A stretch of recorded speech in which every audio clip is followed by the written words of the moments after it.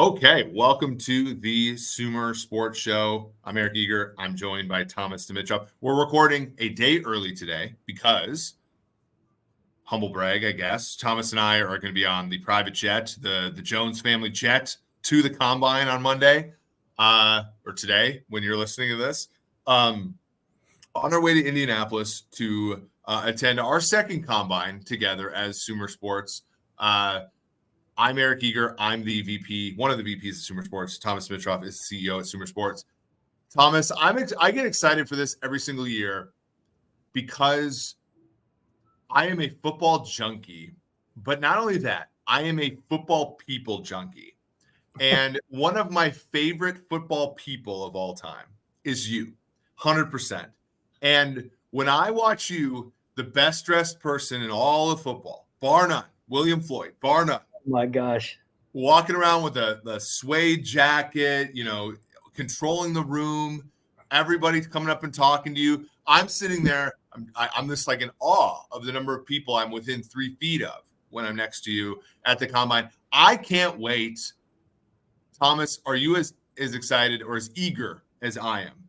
Stop. I'm going to put in for a lopping off of the first 4 minutes of this episode, by the way. Well, that's another story. You're making me laugh a little bit because we had an inquiry.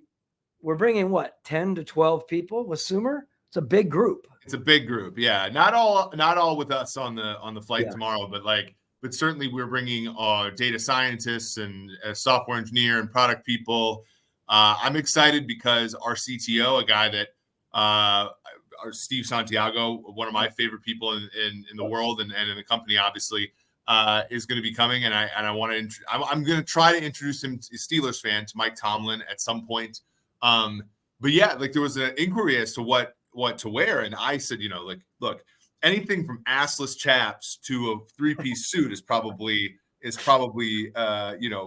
worthwhile. But Thomas, you're the kind of guy, and my old co-host when I was at PFF on the PFF Forecast, he had a statement. George Tahuri said. He never dressed up for anything. He's like, look, when you look as good as I am, you can wear whatever you want. I don't have that, so I have to dress up a little bit. You kind of you find a way to kind of split the difference there and make it perfect. Let me just say, there. Well, it's funny because, like you said, there people were inquiring about what to wear, understandably so. And Emily, our great and fearless EA leader, was saying you should dress business casual. And no offense, Emily, one of my worst, most unappreciated lines out there when people are describing people to go to a place is business casual, because it represents to me chinos, white sneakers, a golf shirt with a logo. I don't know. It is. So I was trying to properly move into the conversation, say, look, there's no dress code there. You can wear the coolest jeans you want. You can wear the coolest shoes or whatever you want. You can wear a cool sort of flat brim hat if you really want. Do what you do. Let your style come out there. I can't believe we're spending that much time talking about it, but it is an interesting thing because across the board, there really are very few people ever dressing up there. The only people that dress up there is sometimes the league people when they have functions to do, at the JW Marriott, like putting on symposiums, et cetera, et cetera. But amongst us, I mean, the last thing you need to do is wear a suit in there or your professorial look with your jacket, your tweed jacket that comes up to your waist. The elbow patches. Well, yeah, but it's a little short sometimes. I love short jackets. Guys like you are 6'4" or whatever you are, you can wear long jackets all day long, but us shorter guys, and Stopsky knows about it, you can't wear long jackets. It just dwarfs you. So anyway, you were wearing a short jacket and you're 6'4". It made it even look shorter. So just make sure you get to the tailor and get it let down a little bit somehow. Anyhow, that's all. By the way, Thomas is referring to Matt Stopsky, our producer here. He will be our producer once this show moves to Sirius XM every Friday. I want to talk about, though, that not only are people not necessarily having a dress code when they go to the Combine, some of them are not even going to the Combine anymore, Thomas, right? We've seen, the Rams were kind of the renegade there. We're going to get to your kind of your maybe not involvement in this, but kind of like what you've been spearheading as far as data and collection and everything. But there are fewer teams, like as we try to build meetings. Like I remember at my time at PFF, it was Tuesday, Wednesday, Thursday. I had 10 meetings all 3 days with 30 teams. There was always like one or two teams, like the Rams would be one of them, and maybe like the Chargers would be another, which wouldn't come to the combine. Now there's, more, like 2 or 3, 4, 5, 6 teams that aren't bringing significant people to the combine. Do you think, A, that is going to be more the norm, that we're going to see more teams not take part in this event? And B, what do you think that the impact of that is going to be? Wow, there's a lot packed in there. I get it. And a lot to unpack, as they say in today's world, which I'm also not a big fan of, by the way. Well, that's a whole other story. However, I would say to you, I do think it's going to decrease as far as the people attending, because there are a lot of people out there that believe it's much more effective and efficient, at least efficient and effective, to be at home, to be in your office, watching the combine live as it can, right on the networks, watching the drills, but also taking care of business while you're at your main office. Like Mike McCarthy's talking about being at the Star, right? It's so much more effective and efficient for him to be there. What I would say is I do, as much as it's tough for me because I am a through and through combine guy, I believe in it. But there are certain people out there, I can see the reality and the understanding of why they would stay at their office and let everyone else go. I would never not send everyone. I would send if I were to ever not be that person going, Eric, I would be very calculated on the group that would go to take care of the business that need to be taken care of. There's no way, I don't think, that you could not send a full staff. I need to find out from Les Snead, my good buddy and former workmate in the NFL, what he does there. Is it just him and a couple other people, or does he not send anyone on the scouting side? Look, sometimes these places will tell their coaches and their scouts, it's voluntary. You do what you want to do, right? Which, again, is almost heresy back in the day. It isn't anymore. It's changing, and people think that they can get more by being at home, being able to be on their computers at the time in the comfort of their office. Remember, a lot of these guys are out in the stands trying to work at the same time. They don't have their laptop as easily accessible. It might be on their lap, or they're trying to hit and miss on things, right? There's just a comfort level of being where you are. Maybe there'll be people watching from, this is a long-winded answer, I know, but I'm trying to get, provide some insight. I just believe that, when we get to the spots, you're going to have the people that need to be there to interview the players live, right? That's another part of the combine, not just watching the drills. The live meetings are imperative in my mind. And that's where some of those GMs and head coaches that aren't able to do that. They are probably assuming that they're going to swing around and interview these guys live other times. So there's where we are. Yeah, I just feel like we're dealing with a situation where it's human capital, and you have to interview a lot of these people and you have to, I think, interview them in person. I mean, I've always felt that I've made better decisions from a personnel standpoint when I've gotten to know people in person. I've gotten to know people through means other than Zoom, and there's always a way to like hide stuff and not.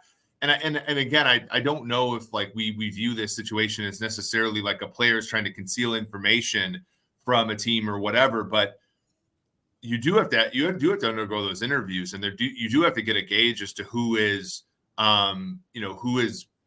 a certain way and who is going to fit into the culture of your team. And I also think that this is important. Maybe I'm wrong, but like I think you also have to interact with other people on teams as well, on other teams, so that you understand how they go about their business, how they think about things. And I know a lot of people text back and forth, and I know, like you were Trade or Thomas, as obviously talk to the Howie Rosemans and everybody, but like just to interact with those people, I think has value.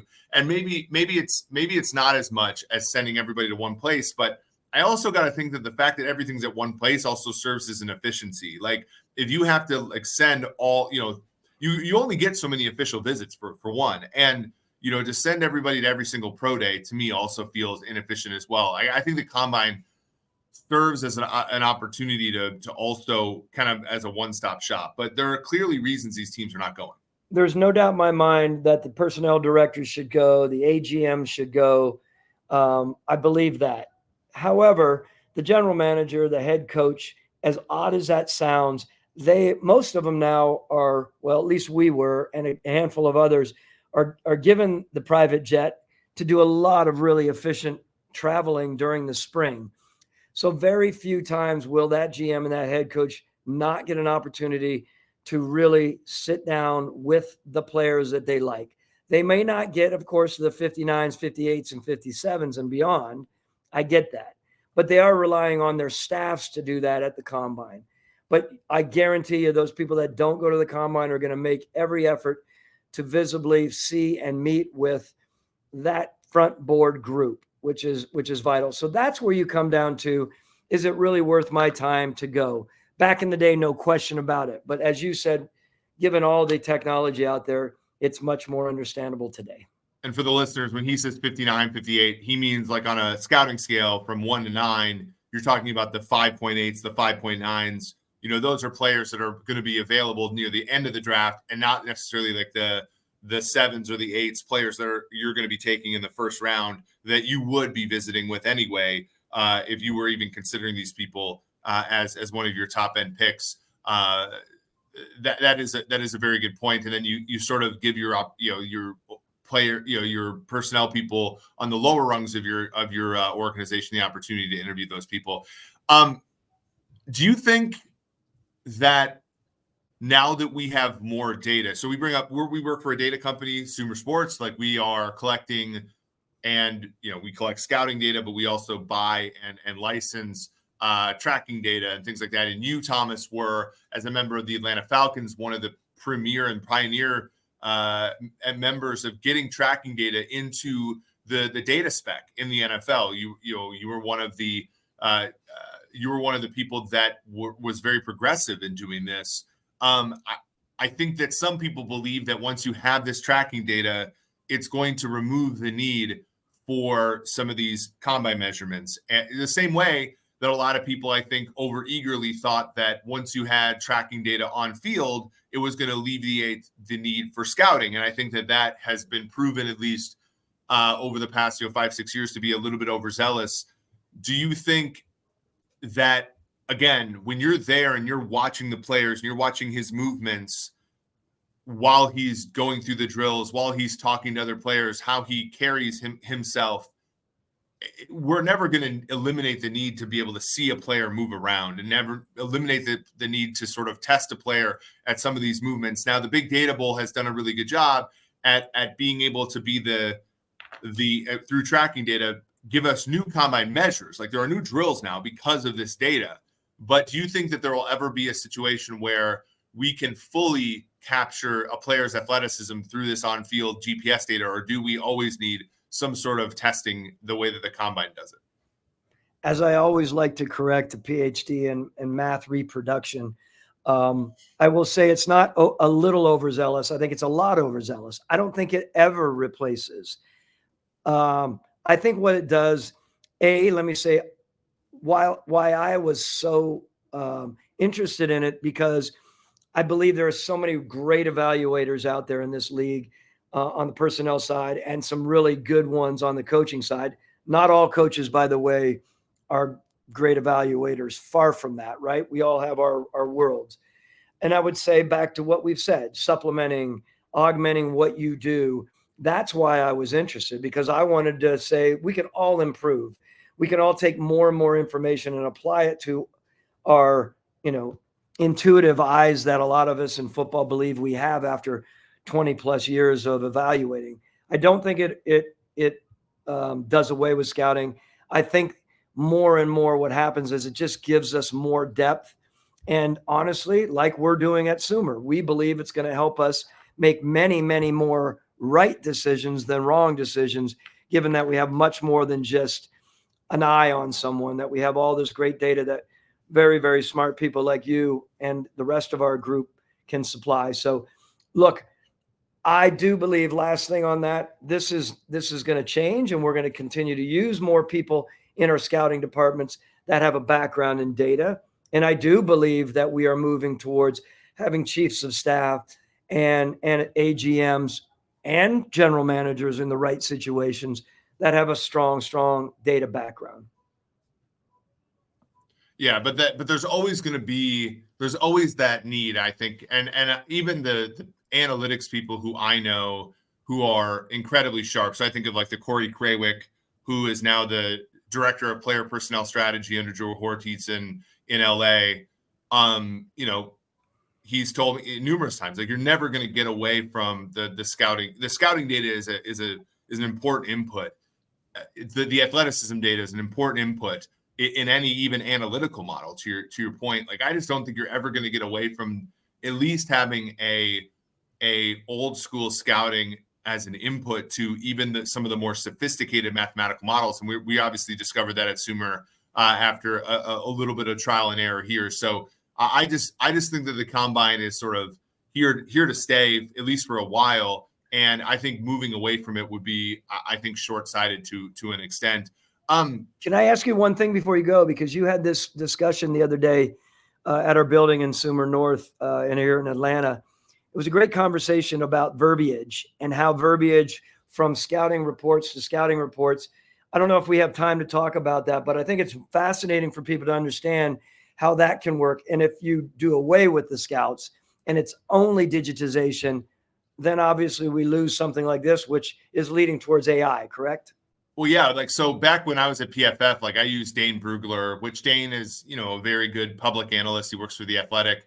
I took his scouting reports for years and used what is called, large language models, latent semantic analysis. I built basically a tool to kind of like compare the words that people say about players as another way to analytically measure them. And again, the input is going to be the words that Thomas Dimitroff, guys like Thomas, say about a player. So this guy has very good athleticism.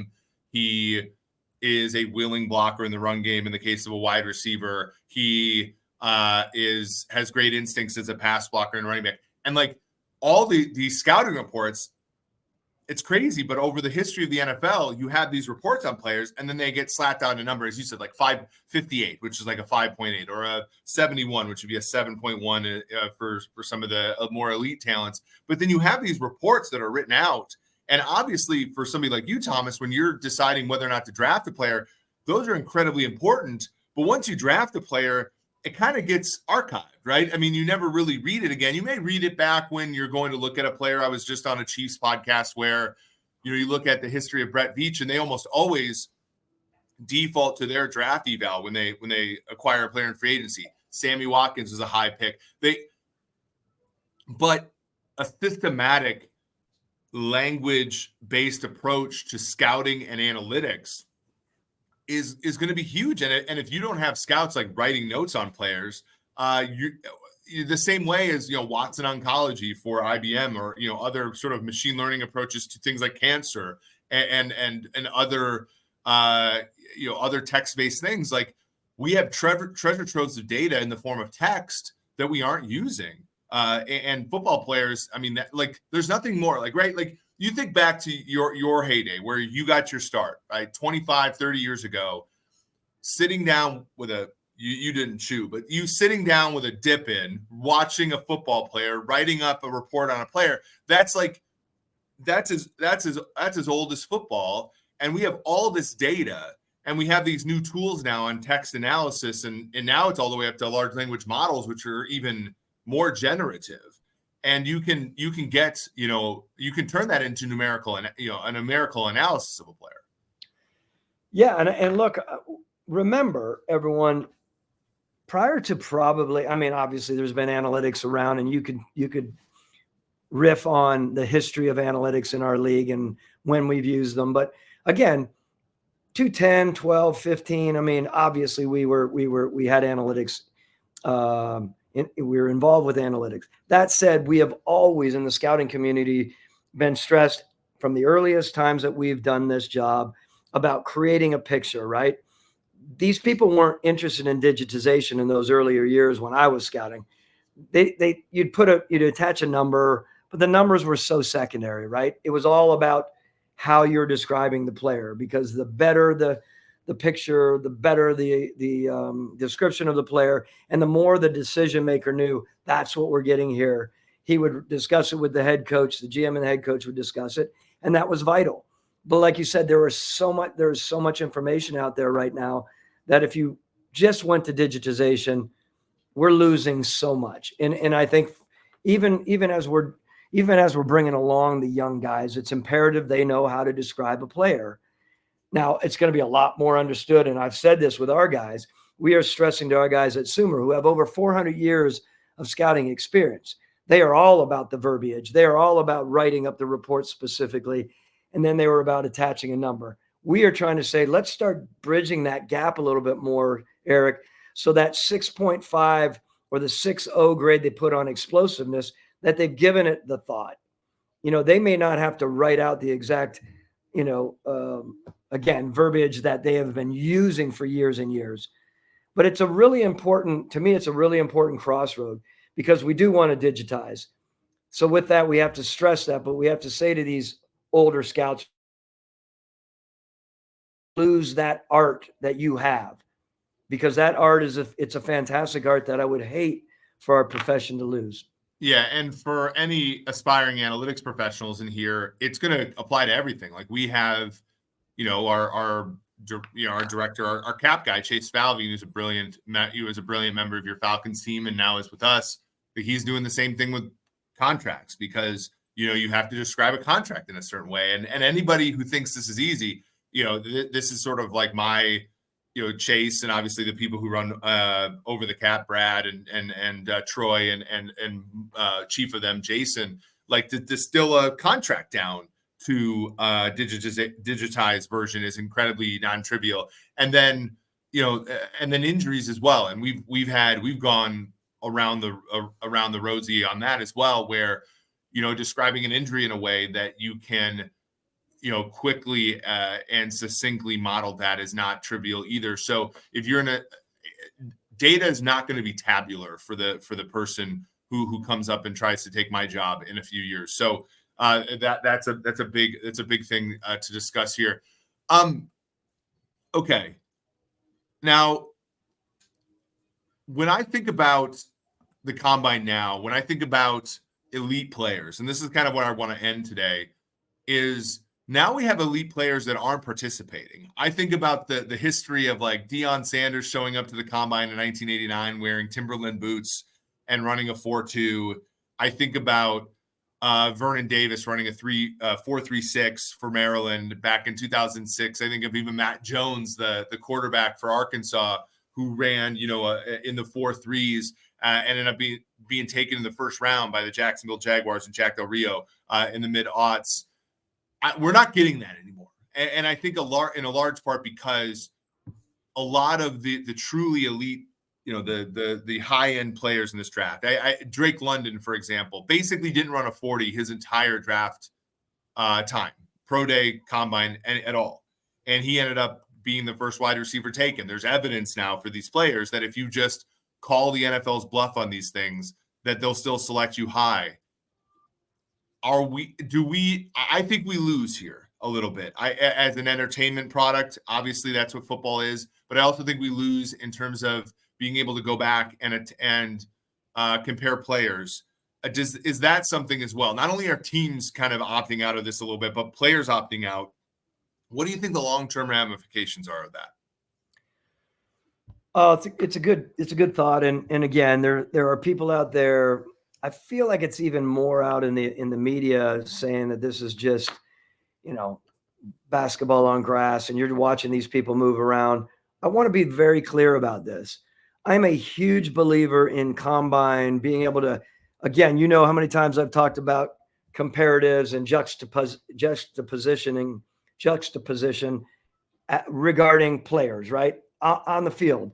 When I'm watching a receiver run routes, even though he's not being covered by someone or a corner moving to drills, and I see him back to back to back to some of the best in the country, that is a very important thing. And whether you like it or not, or whether you can say, it's not that different when you just put on some vids, it is. I love live views. I've always believed in live views. There are nuances to live views that you don't get when you're just watching video. That said, teach his own, of course. I guess what I'm saying, when they aren't there, and if that becomes more and more common, that these agencies aren't allowing their big people to go there, their star players, I do think it waters down another part of the art that I believe in, right? It's what I've said, sniffing the pits, that you're there and you just feel like, okay, this is why I'm involved with this. It's not just data, or it's not just computerized. So, it is disappointing. And for me, it used to be disappointing when I would not see some of the best players there. That's why we're here, right? To compare the best to the best and to compare them in a similar setting. And again, people can talk about that with quarterbacks. I get it. But you can say the same thing about O-linemen. You had a whole bunch of graphs here that we're not going to get to today, but you start thinking about O-linemen, the number one thing, attribute or metric that was on your graph on the O-line was 3-cone, if I'm not mistaken. Interior offensive line. So we can talk about that a little bit, but yeah, interior offensive line, the number one variable that correlated with, or in a model that correlated with whether or not you played the most, is 3-cone drill. I was involved with 3-cone drill forever. I was the master of the 3-cone drill. And you asked me about a story, and I'll tell you about to finish off with, but the 3-cone, in our minds, the people who are really dialed in on movement and athleticism, which I raise my hand, it's always been an incredibly important part to my base evaluation.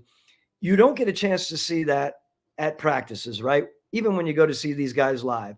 So to see them in a setting that is very contained and very specific, you're not just out some random park watching someone run around cones. It's very detailed and they're very strict about how they do it. So you only get a chance to really see that, in my mind, at the combine in that setting. Anyway, we can talk on and on about it. I'm disappointed the more and more people don't show up. I understand it might be something that happens with our league in time, but it's unfortunate. Yeah, there was an article I wrote a couple of years ago that just showed, like, because there was 1 year, right, where they didn't have the scouting combine in 2021, where they just and ironically, my daughter had a cheerleading event at the JW in Indianapolis that weekend. So it hurt my feelings even more to be there when there was no combine that actual weekend. But I did an analysis, and when you do, the pro days are different. The 40s are faster. The vertical jumps are higher. They measure the players different. The one thing, and I want to get your opinion on this because I could be wrong, but it does show up in all these graphs. And Tej Seth is actually going to write the article about this and put it on sumersports.com. So stay tuned. We did give you guys a little bit of of a sneak preview there. But the big thing for me is I want to know the guy's actual size. Like, I don't know how tall Caleb Williams is. I think he's like 6 foot, 5'11". But what if he comes in, Thomas, at 5'10" and 3/4? That's a big deal. It's a really big deal. And we always say that there's not a lot of times that someone goes to the combine and they rise someone up the board drastically, unless they have a really good 40 time, of course. There are a number of times where they fall when they have a poor 40 time, right?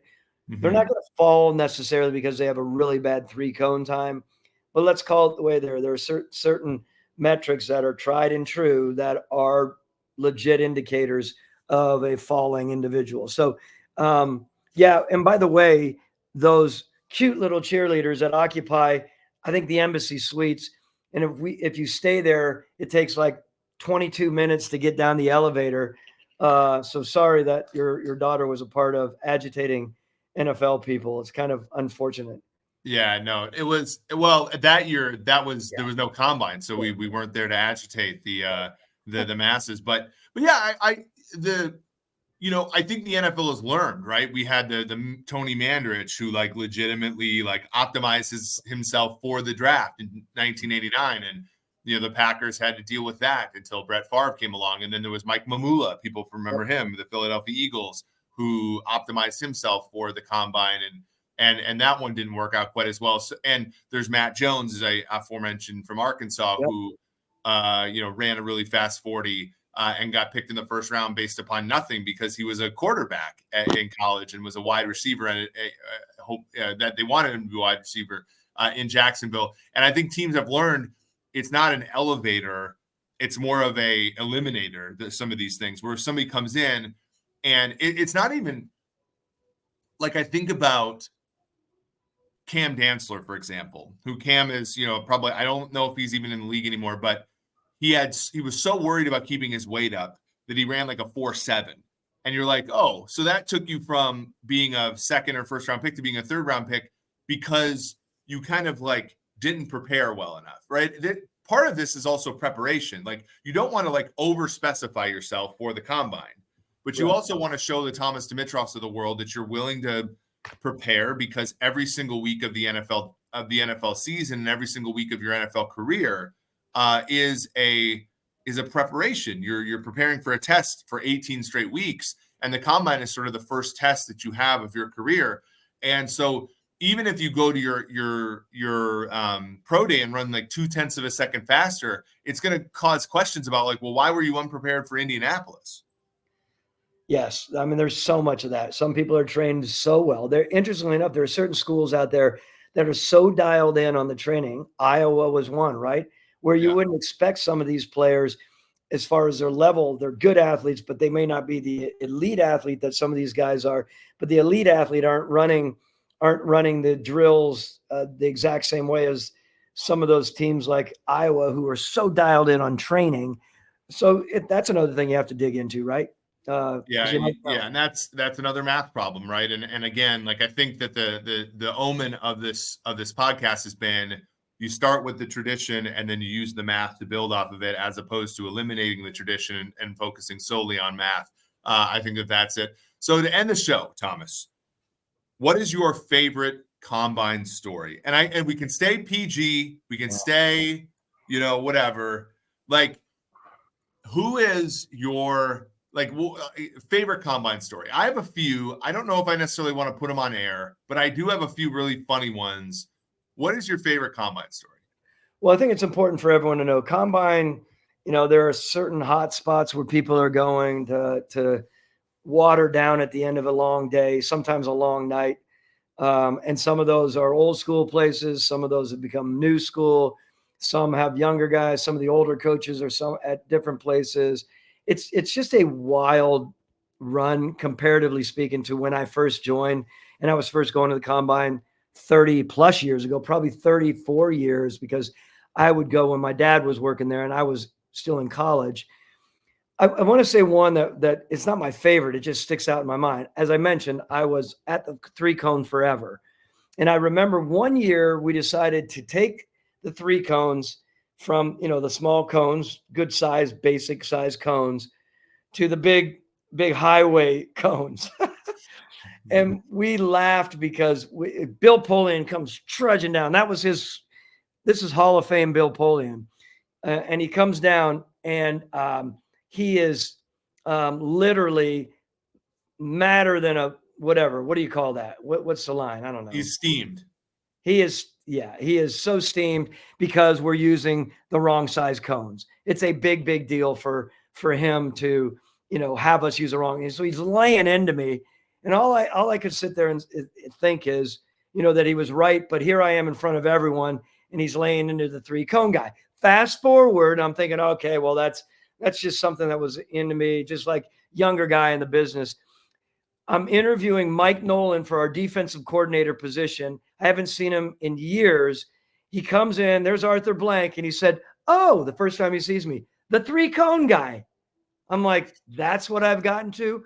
Work my ass off to get to a GM role, and he calls me the 3-cone guy. So what year was that? When was he your DC? He would have been, was after let's see, might have been 2010. Maybe? Okay, got it. Like yeah. Anyway. That's so funny. So you're like a multiple-time executive of the year, and you're still the 3-cone guy. It's so funny how reputations stick. Yeah, it's crazy. I mean, I just remember having I just remember an offensive coordinator in the league, and he's no longer an offensive coordinator in the league, and you could just say, whatever that means, but coming up to me in the middle of 47 prime and telling me that he thought my Twitter account was his favorite Twitter account, and I went back to look, and he was, as you said, watered down, and I remember I went and looked at his like offensive KPIs, and they were like exactly what I would have run. And I'm like, oh, maybe I'm like actually having. And then I like looked and I knew that he wasn't like, so it must have been a burner or something. But like an offensive coordinator coming up to me of all people, a nobody really at the time, and even still, and coming up to me and saying that I was their favorite follow because I was putting out like funny graphs and cool articles and stuff. That seemed to be cool. Now he's not an OC in the league anymore, so that shows the staying power of following what I tell people to do on offense. But yeah, nonetheless, you're the best. Great storyteller. I have someone at my door and the dogs. Okay. Well, for Thomas Dimitroff, for Eric Eager, this has been the Sumer Sports Show.